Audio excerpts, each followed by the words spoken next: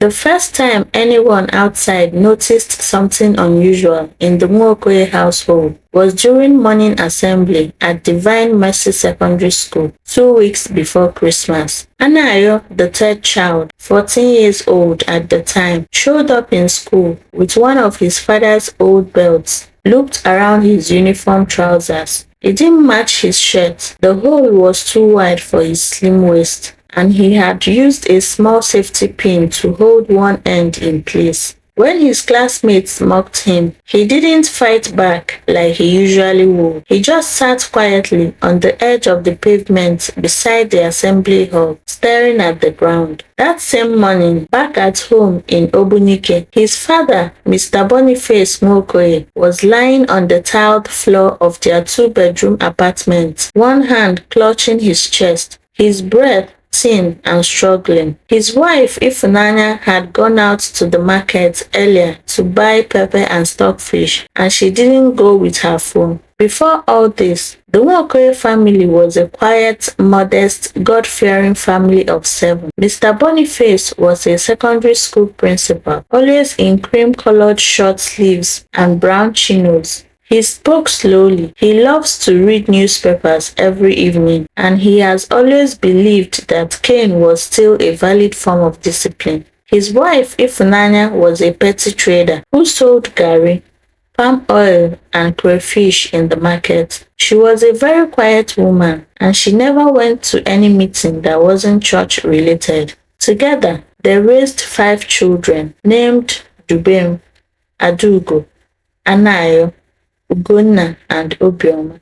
They didn't have much, but they had reading. Mornings were always noisy, with boiling water in the kettle whistling, Ugonna and Anayo arguing about who amongst them should use the bathroom first, and Obioma looking for her missing socks. Evenings were quieter, with their mother cooking outside on the charcoal stove, Mr. Boniface reading a newspaper in the corner, Adugo braiding Obioma's hair while arguing about celebrities with Anayo. Nothing was perfect, but there was peace and joy in their home.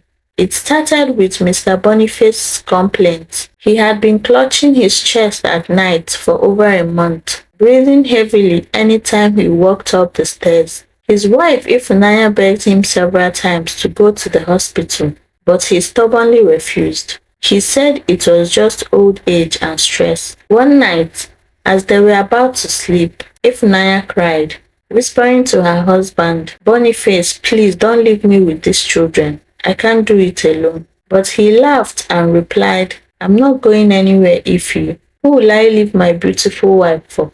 2 weeks later, he died in the kitchen while trying to boil some water to take his bath. Dubem got the call around 9:42 a.m. that morning while in a lecture hall, waiting for the lecturer to arrive.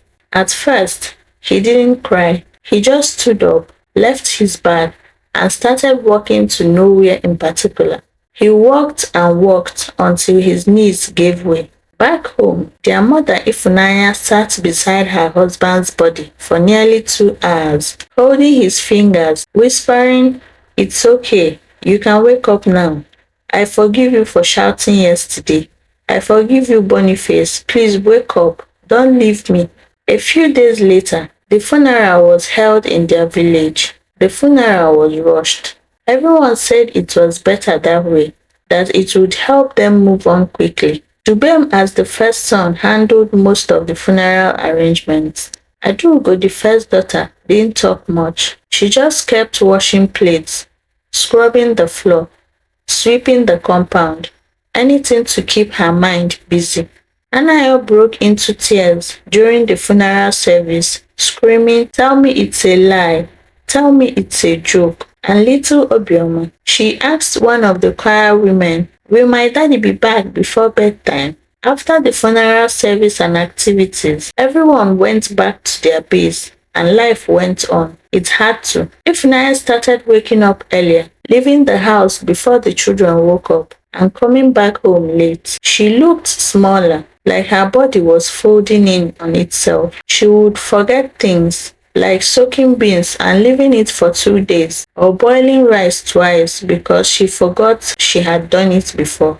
3 weeks after the burial, she got hit by a bus on her way to the market. Witnesses said she didn't look left or right. She just stepped onto the road. Some said she was in deep thought. Others said maybe she wanted to be unalived. The truth is, we will never know. All we know is that she left behind 5 children and a silence that filled the house like smoke. The day after her death were cold. The fridge stopped working. No one even noticed. The house was filled with sadness. Neighbors came with food, jollof rice, moi moi, even soup in ice cream containers, but the children barely ate. Dubem came back from school for good. He didn't even tell anyone at school. He just packed all his things and left school for good. He sold his laptop the next week for 75,000 naira. 20,000 naira went into buying foodstuff. He used 15,000 naira to buy new school sandals for Obioma and Ugonna. The rest disappeared into airtime, transportation, and other expenses that came with grief. Adugo stopped talking. For days, she just sat by the window, watching chickens walk across the compound.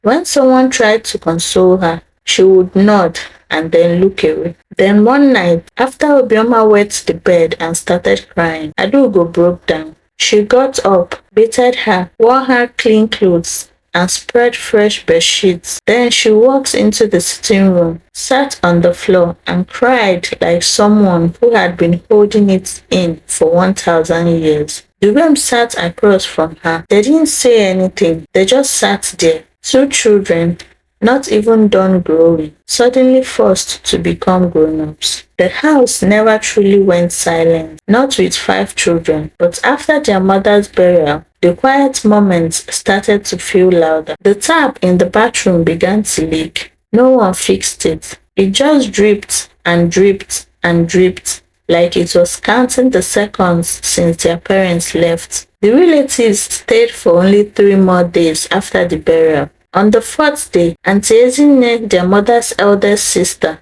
called a family meeting in the sitting room. Dubem sat by the dining table, his shoulders hunched, still in his black trousers. Adugo leaned on the wall, arms folded. Anayo sat on the floor beside the fan. Obioma and Ugonna were asleep on the couch. Auntie Ezine started, "Dubem, you are a man now, but let's be realistic. You cannot carry all these responsibilities on your head alone. 5 children is not beans. Let someone take at least the smaller ones." Dubem didn't speak. Uncle Zimuzo added, "We can take Ugonna to Enugu, at least till things settle. My wife knows how to take care of small children." "No," Dubem said, quiet and firm. "Eh?" Uncle Zimuzo asked, looking surprised. "I said no," Dubem repeated. Adugo straightened her back. Her chest rose and fell. Then she said, "We will not be separated from each other." The room fell silent. Auntie Ezine sighed. "So what's your plan then?"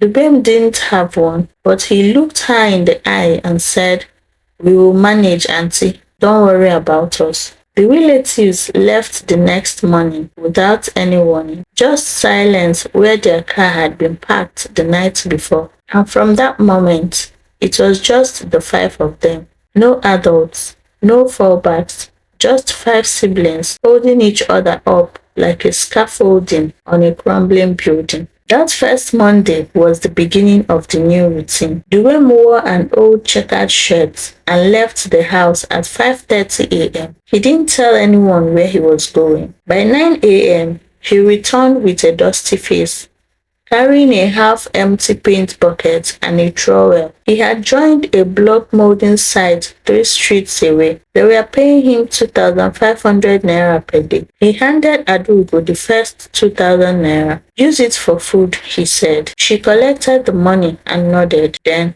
she went to the back of the house, knelt in front of a basin, and started washing beans for money. That was their new normal. By Wednesday, the food was running out again. Adugo, who had never hustled in her life, walked into a hair salon at Umoji Road and asked if they needed someone who could wash hair for customers. The madam looked at her. She saw the desperation in her voice and her beauty. "You fit wash hair?" she asked. "Yes, ma."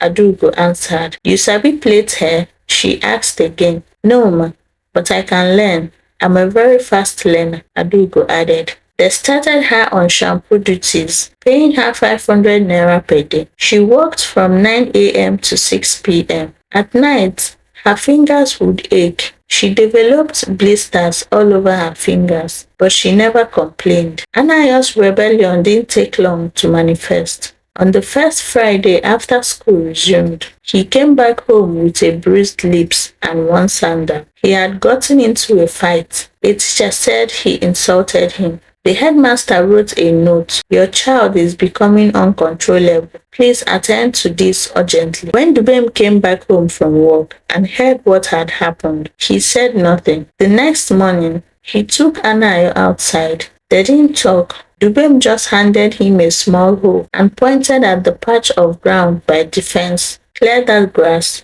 You do it every Saturday. Anayo hissed, but obeyed. That was Dubem's way of disciplining his brother. No shouting, just quiet consequences. The hardest part wasn't food.